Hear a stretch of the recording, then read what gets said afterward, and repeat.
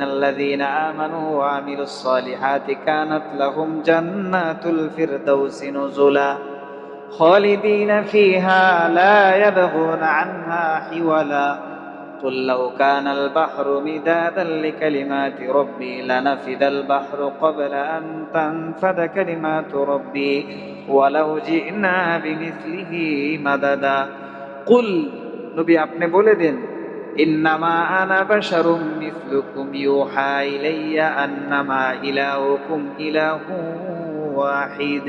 এরপরে ফামান কানা ইয়ারজু লিকা ربه فليعمل عملا صالحا। নবী আপনি এটাও বলেন কেউ যদি আমার সাথে সাক্ষাতের আশা রাখে, আমার সাথে সাক্ষাৎ করবে, আমি রবের সাথে সাক্ষাৎকারে করে। এই যে আমি জাহাঙ্গীর ভাইয়ের সাথে এখন সরাসরি সাক্ষাৎ করলাম, এটা বলে কি সাক্ষাৎ। এরকম কিয়ামতের মাঠে আল্লাহর সাথে মুমিনের সরাসরি সাক্ষাৎ হবে। সুবহানাল্লাহ, মুমিনের সরাসরি সাক্ষাৎ হবে। আল্লাহকে কেমন দেখবেন? সাহাবারা প্রশ্ন করছেন হাদিসের মধ্যে, ইয়া রাসূলুল্লাহ আমরা আল্লাহকে কি দেখতে পারবো? আল্লাহ রাসূল বলেন হ্যাঁ দেখতে পারবো। কেমন দেখবো? 14তম রাত্রিতে চাঁদ উঠলে দেখতে কোনো সমস্যা হয়? কোনো সমস্যা হয় না, সুন্দর দেখতে পারে। এরকম ভাবে আল্লাহকেও সুন্দর ভাবে তোমরা দেখবা, এভাবে সুন্দর আল্লাহকে দেখবা। আল্লাহ আল্লাহ আমাদের সকলের ভাগ্যে নসিব করেন। কিন্তু দুনিয়াতে আল্লাহকে দেখা যাবে না। দুনিয়াতে আল্লাহকে, আল্লাহ কোরআনে বলছেন লা তুদরিকুহুল আবসার, কোন মানুষের চক্ষু আল্লাহকে এদ্রাক করতে পারবে না, মানে আল্লাহকে ধারণই করতে পারবে না। দেখা তো দূরের কথা, ধারণ বুঝেন, এটা কিছু ধারণ ক্ষমতা আছে না, এরপরও এটা মানে চোখের ধারণ ক্ষমতাই হবে না, দেখা তো পরের কথা। যেমন মুসা আলাইহিস সালাম আল্লাহকে বলছিলেন আল্লাহ আমি আপনাকে দেখতে চাই, আমি আপনাকে দেখতে চাই। আল্লাহ আপনি আমাকে দেখান, আমি আপনাকে দেখতে চাই। আল্লাহ কি বলছেন? লান তারানি, আমারে দেখতে পারবা না, কখনোই না, আমাকে কখনোই দেখতে পারবা না। মুসা আলাইহিস সালাম আল্লাহ একটু দেখি, ঠিক আছে, ওই যে পাহাড়টার দিকে যদি তাকায় তুমি থাকতারো তাহলে দেখতে পারবা।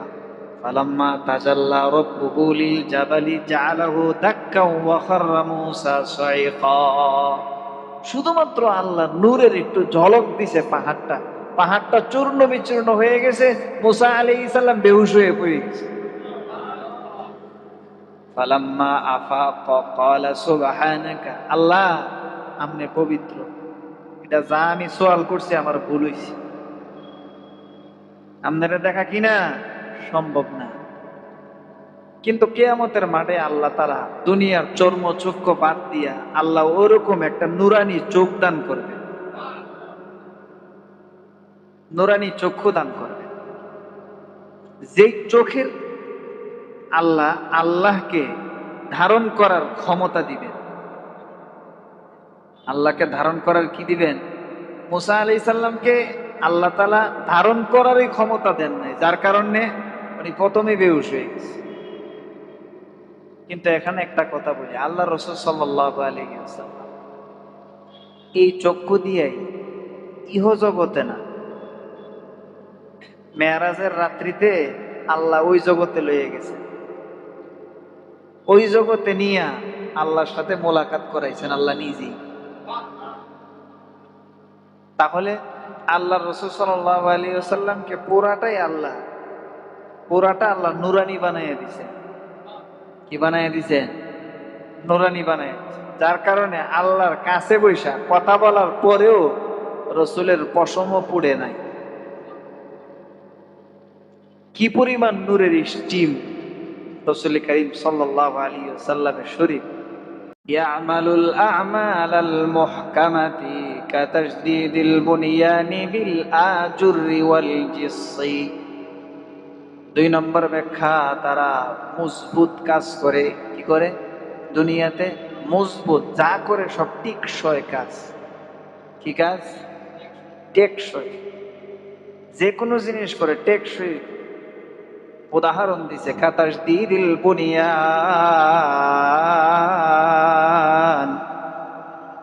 যেমন তারা বিল্ডিং বানায়। কি বানায়?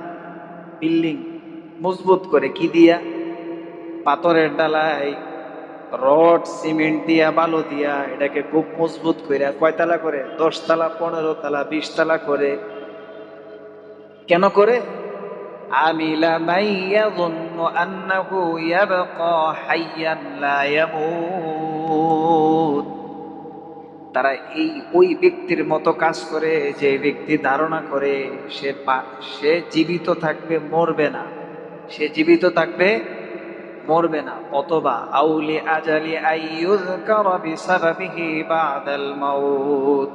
উঁচু উঁচু বিল্ডিং করলে, টেকসই কাজ করলে আমার মরার পরেও মানুষ এটাকে স্মরণ রাখবে।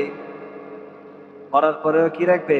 আরে অমুকের টাওয়ার, অমুকের কি টাওয়ার। এটা ওই মনে করেন উদাহরণস্বরূপ রহিম টাওয়ার, অথবা কি বিভিন্ন মাদানী টাওয়ার, মক্কি টাওয়ার, ওনার নামে মানুষ আমারে স্মরণ রাখবে, যার কারণে নিজের নামে কি করে? টাওয়ারের নাম দেন। তাহলে এটার অন্তর্ভুক্ত, এই আয়াতের অন্তর্ভুক্ত। তারাও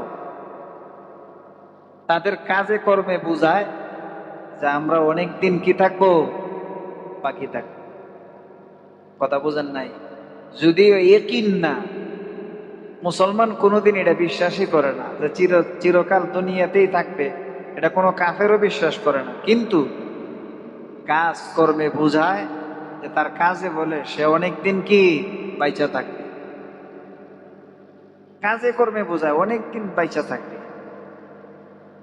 এজন্যই তো শিরিক কয়েক প্রকারের আছে।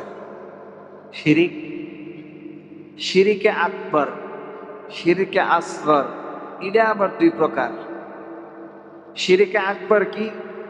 আল্লাহর সাথে আরেকজনকে শরীক করা, সরাসর একদম স্পষ্টভাবে, এটা শিরিকে আকবর। যেমন কি হিন্দুরা সূর্য পূজক, মূর্তি পূজক, অগ্নি পূজক তারা। আরেকটা হইল শিরিকে আসগর। সেটা কি? সেটা হইল আমলের মধ্যে আরেকজনকে শরীক করে। কিসের মধ্যে? আমি নামাজ পড়তেছি লোক দেখানোর জন্য, রোজা রাখতেছি রোজাদার বলার জন্য, হজ করতেছি হাজি বলার জন্য, যে কোনো কাজ করতেছি আমাকে এটা বলবে। আলেম হইতেছি মানুষ আমাকে আলেম বলবে, সম্মান করবে। হাফেজ হইতেছি মানুষ আমাকে হাফেজ বলবে, সম্মান করবে। এই জন্য শুধু নামের জন্য। তাহলে এই জায়গার মধ্যে কি করছে? সে শিরিক করলো। কারণ আল্লাহ কোরআনে কারীমের মধ্যে বলছে, আমান কানা ইয়ারজু লিকা রাব্বিহি ফালইআমাল আমালান সলিহা। যে তার রবের সাক্ষাতের ইয়াকিন করে, আশা রাখে। ইয়ারজু, সাক্ষাতের আশা রাখে। আল্লাহ বলেন আমার সাথে সাক্ষাৎ করতে হইলে একটা কাজ করতে হবে। কয়টা কাজ? একটা কাজ। ফালইআমাল আমালান সলিহা, নেক কাজ করবা।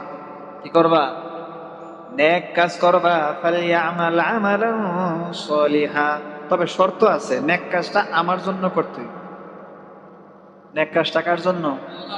নামাজ নেক কাজ না? নেক কাজ। সদকা দান খেরাত নেক কাজ না? নেক কাজ। যাকাত নেক কাজ না? নেক কাজ। হজ করা নেক কাজ, সব নেক কাজ। কিন্তু হাদিসে কি বলেন? মান সাল্লা ইউরাই ফাকাদ আশরাকা, মান সাল্লা ইউরাই ফাকাদ আশরাকা ওয়া মান তাসাদ্দাকা ইউরাই ফাকাদ আশরাকা ওয়া মান সামা ইউরাই ফাকাদ আশরাকা। যে নামাজ পড়ে লোক দেখানোর জন্য সে শিরিক করলো। সে কি করলো? কে কইতেছে? আল্লাহ রাসূল। যে নামাজ পড়লো লোক দেখানোর জন্য সে শিরিক করলো। যে যাকাত দিল লোক দেখানোর জন্য, দান করলো লোক দেখানোর জন্য, সে শিরিক করলো। যে রোজা রাখলো লোক দেখানোর জন্য, সে শিরিক করলো। তাহলে বোঝা যায় নেক কাজ করার পরেও শিরিক হয়। নেক কাজ করার পরেও কি হয়? শিরিক হয়। এই শিরিকটা কোন শিরিক? শিরকে খফি, ছোট গোপন শিরিক। অর্থাৎ আমার এবাদতটা একমাত্র আল্লাহর জন্য না হইয়া এ জায়গার মধ্যে আমি বান্দাকেও শরিক করলাম। প্রশংসার জন্য হোক, যে কোনো স্বার্থের জন্য হোক, আমি কি করলাম?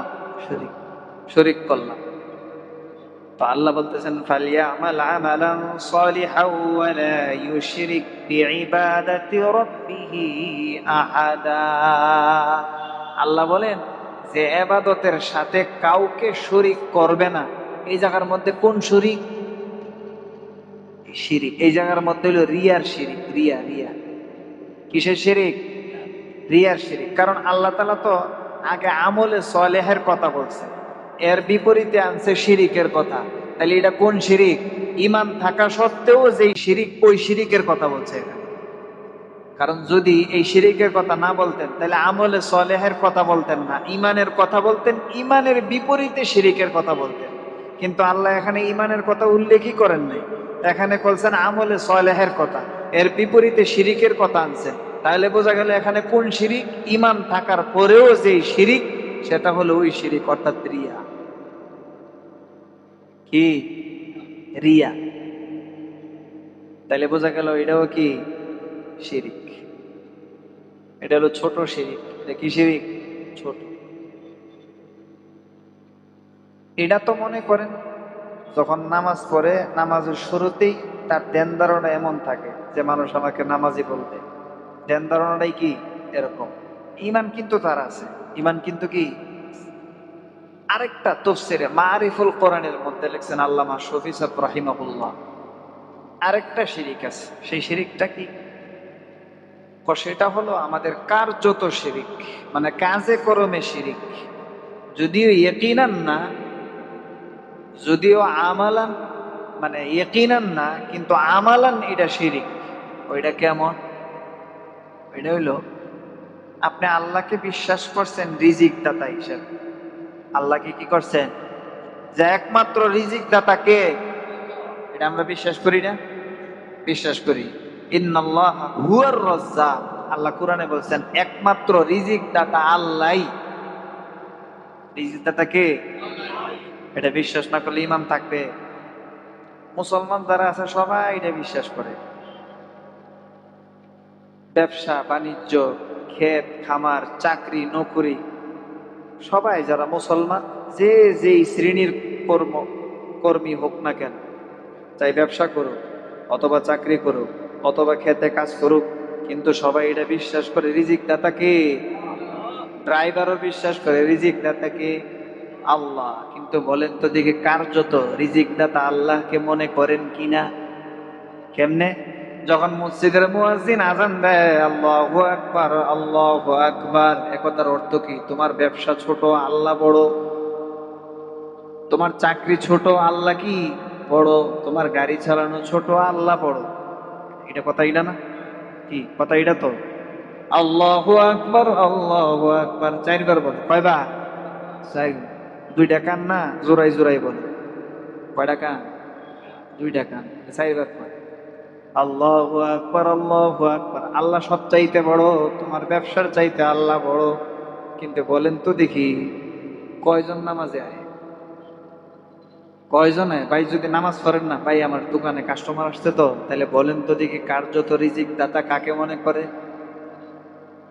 ব্যবসারে, ব্যবসারে। কার্যত রিজিক দাতা ব্যবসাকে মনে করে, আসলে আল্লাহকে কি করে না। যদিও দিলে আছে আল্লাহ রিজিক দাতা, কিন্তু কার্যত ব্যবসাকেই মনে করে রিজিক দাতা। তাই ব্যবসা ছাইরা নামাজে আসতে পারে না।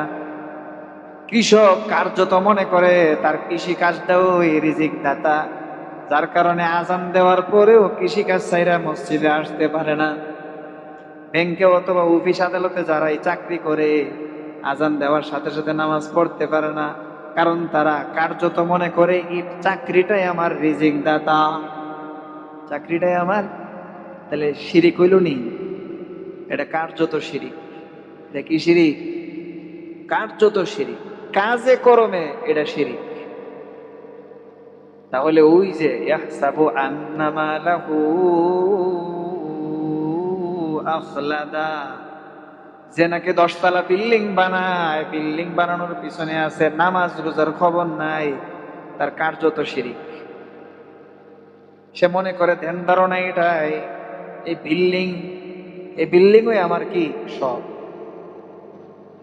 এজন্য সে মজবুত করে যা কিছু করে সব টেকসই, যা কিছু করে সব কি টেকসই হইতে, গ্যারান্টি যুক্ত হইতে। বিল্ডিং গ্যারান্টি যুক্ত, মালামাল গ্যারান্টি যুক্ত, যা আছে সব গ্যারান্টি। কিন্তু নিজের কিনায় একটুকু কিনাই গ্যারান্টি। কিন্তু বাকি মালামাল ঘরে যা আছে সব কি হইতেইব গ্যারান্টি যুক্ত হইতে। হেও তাদের দলের অন্তর্ভুক্ত, এতেও কি তাদের দলের অন্তর্ভুক্ত, কারণ তার আশা অনেক, পয়সা থাকার আশা অনেক।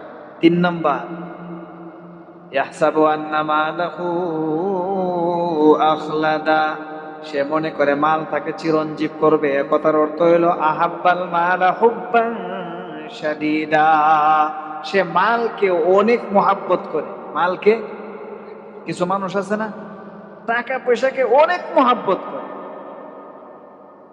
ছেলে সন্তান যা আছে সন্তানাদি সব ভুলে যায়, প্রতিবেশী আত্মীয়তা সম্পর্ক ছিন্ন করে ফেলে। আরে বোনের হক কে দিতে পারে না জানেন? যে মালকে বেশি মহব্বত করে, যে মালকে বেশি মহব্বত করে সে বোনের হক কি দিতে পারে না। কথা বাস্তব নেই। যে মালকে বেশি মহব্বত করে সে বোনের হক দিতে পারে না। মাল কমে যাইব, ভাই বেড়াদারদের হক দিতে পারে না। বাবা মারা গেছে, বড় ভাইয়ের দায়িত্ব হইলো মালগুলো বন্টন করে দেওয়া, কিন্তু সব মাল নিজের কাছে উড়েলে বই দিছে, দেন মহব্বত, মাল কমে যাইব। আহাব্বাল মালা হুব্বান শাদীদা, মালকে প্রচন্ড মহাব্বত করে। মহাব্বত করতে করতে তার দিলের মধ্যে একটা বিশ্বাস জাগা করে নেয়, হাত্তা ইয়াতাকাদা আন্নাহু ইন ইনতাকাসা মিন মালি আমুত, অর্থাৎ এমন বিশ্বাস তার দিলে জন্মায় যে আমার মাল যদি কমে যায় তাহলে আমি মরেই যাব। মাল যদি কমে যায় মরেই যাব।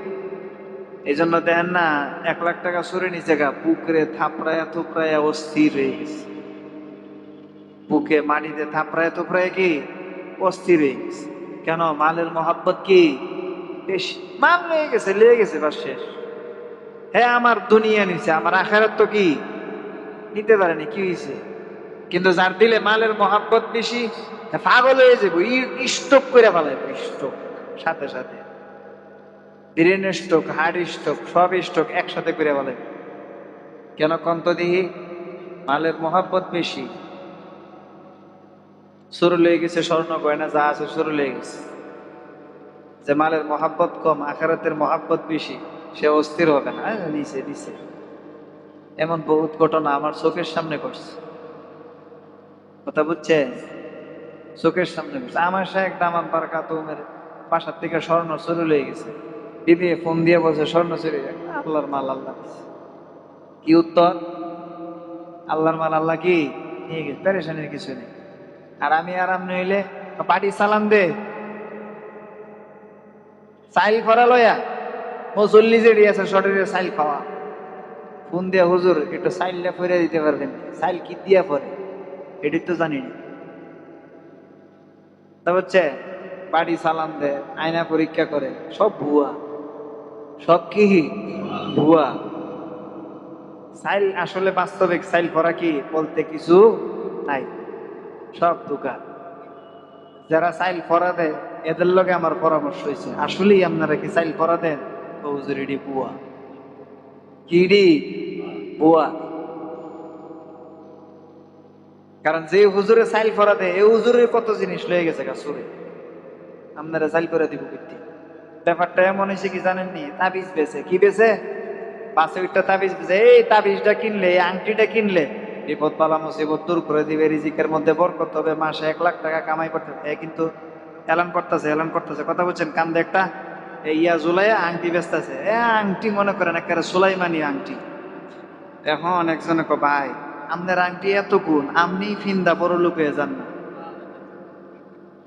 হ্যাঁ, আপনার আংটির এত গুণ, আপনি ফিন্দা বড় লোক হয়ে যান, আপনি এই ব্যবসা করতেছেন কার?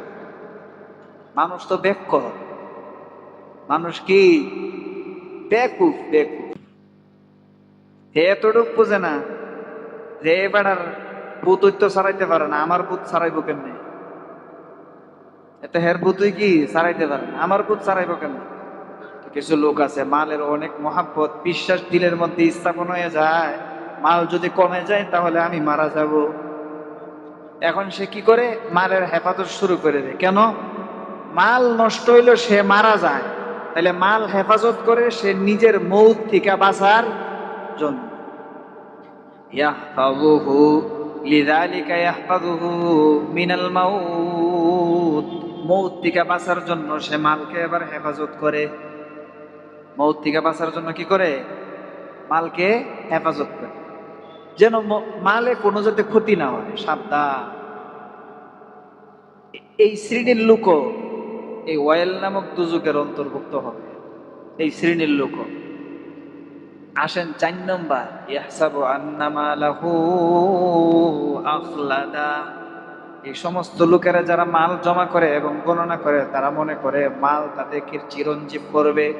আসলে মাল মানুষকে চিরঞ্জীব করতে পারে না, আদম থেকে নিয়ে অদ্যবধি পর্যন্ত পারে নাই। পারছে? কারুনের ধন সম্পদ কি পরিমাণ ছিল! লাতানু বিল উসবাতি উলিল কুওয়া, আল্লাহ নিজে বলেন এক দল, শক্তিশালী এক দল কারুনের ধনভাণ্ডারের চাবিগুলো বহন করত। কি পরিমাণ ধন সম্পদ ছিল কারণ! মানে কারণের ধনভাণ্ডারের চাবিগুলো বহন করত এক দল শক্তিশালী লোক। তাহলে কি পরিমাণ খাজানা ছিল আপনি এবার বুঝেন। আল্লাহ নিজে কোরআনে বলে, বলেন তো দেখি কারণের মাল কারণকে বাঁচাইতে পারছে? ফাখাসাফনা বিহি ওয়া বিদারিল আরদ, আল্লাহ বলেন আমি কারণের মাল সহজমিনে দাবাইয়া দিছি। কারণকে কারণের মাল সহ কি করছি? তাহলে মাল কেমনে মানুষকে চিরঞ্জীব করবো? মাল কেমনে বাঁচাইবো মানুষকে? অসম্ভব। ইয়াহসাবু আন্না মালাহু আখলাদা, তারা মানুষ মনে করে মাল তাদেরকে চিরঞ্জীব করবে, মালই সব। কিন্তু আসলে মাল চিরঞ্জীব করে না, বরং মাল মানুষের জীবনকে ধ্বংস করে ফেলে। মাল মানুষের জীবনকে কি করে? বহুত লোক এমন মাল কামাই করতে গিয়া জীবনটারে শেষ করছে। উদাহরণস্বরূপ 20 লাখ 25 লাখ খরচ করে দালাল ধরে ইউরোপের দেশে যাবে। কোথায় যাবে? ইউরোপের দেশে যাবে। প্রথমে লিবিয়া যায়, ওইখান থেকে কোথায় যাবে? সাইপ্রাস। ওইখান থেকে কোথায় যাবে? সাইপ্রাস। এরপরে গিয়ে ইউরোপের দেশে উঠবে। কিন্তু ওই সাগরটা পাড়ি দিতে, এই সাগরটা প্রায় আপনার 400 কিলোমিটার। কত? প্রায় 400 কিলোমিটার দূরে ওই ইউরোপ। জীবনকে বাজি লাগাইয়া 25 জন 50 জন বুট আছে না, বুট, এই বুটের মধ্যে উঠে যাইতে যাইতে কেউ দিক হারায় এলায়। এ তো কিছুদিন আগে বাংলাদেশের মরছে না? মরছে কি না? আচ্ছা, এরা কিসের লোভে মরছে? এরা কিসের লোভে মরছে? মক্কা শরীফ দেখবার লাগি? কি এর লোভে? হ্যাঁ, ইউরোপের চাঁদ দেখবার লাগি। কি দেখবার লাগি? ইউরোপের চাঁদ দেখ।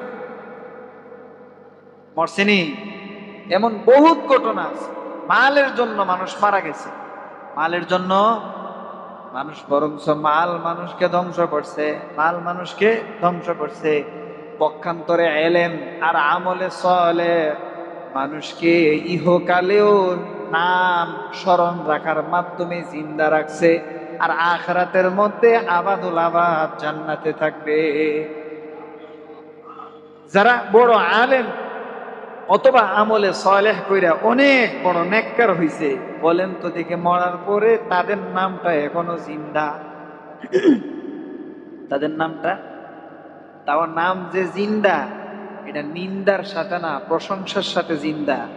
নিন্দার সাথে জিন্দা এগুলা কোনো কিনা কারণ অভিশপ্ত, ফেরাউন অভিশপ্ত, নমরুদ অভিশপ্ত, কারণ তাদের নাম নিন্দার সাথে কি জিন্দা। আর যারা নেককার আল্লাহওয়ালা, তাদের নাম প্রশংসার সাথে জিন্দা। আব্দুল কাদের জিলানির নাম বললে মনে হয় যে গতকালকে মারা গেছে উনি। কি মঈনুদ্দিন চিশতির নাম বললে মনে হয় এই কিছুদিন আগেই মারা গেছে।